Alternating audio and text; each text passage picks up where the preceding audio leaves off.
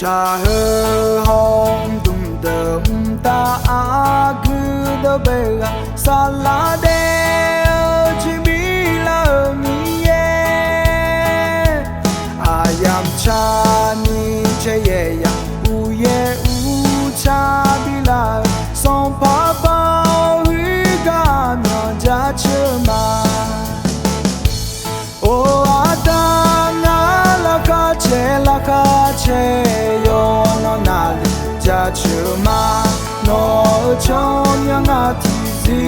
hallelujah dum ho ka chi chi yo ga nye nye o ne chama hallelujah no chon yo kon se chu nge ge ayam la ka che je bi la son pa chao ne ja chma no bu la ja chu no chi chi ma ma la ka do no ja chma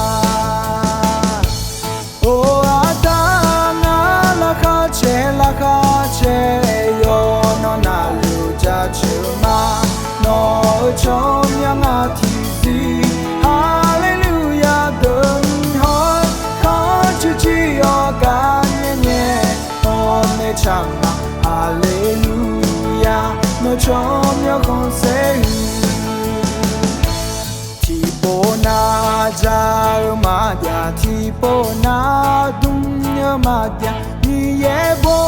sa ga ko sha ne hong ji de yam cha ni ye kha pa nga ga tu yo no na lu ga pe lu o adana la ka che yo no na lu ja chuma no chom yang a ti zi hallelujah dum ho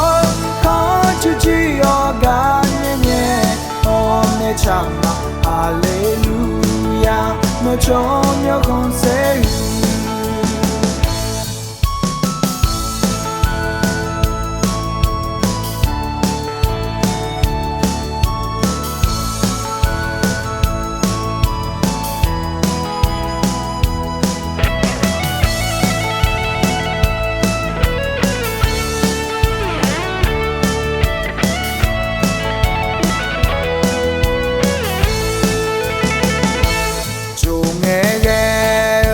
ayam la ka che je bi la son pa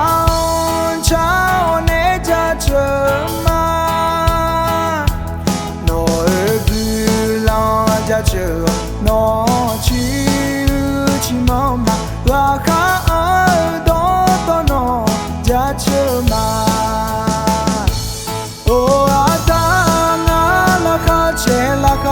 che yo no na chuma no chom yang a ti zi hallelujah dum ho ka chi chi yo ga nye nye o ne chama hallelujah no chom yo kon se ti po na ja ma dia ti po na dum nya ma dia ni ye bo sa ga ko sha ne hong ji de yam cha ni ye kha pa nga ga tu yo no na lu ga pe lu o adana la ka che yo no na lu ja chma no chom yang a ti zi hallelujah dum ho ka chi chi yo ga nye nye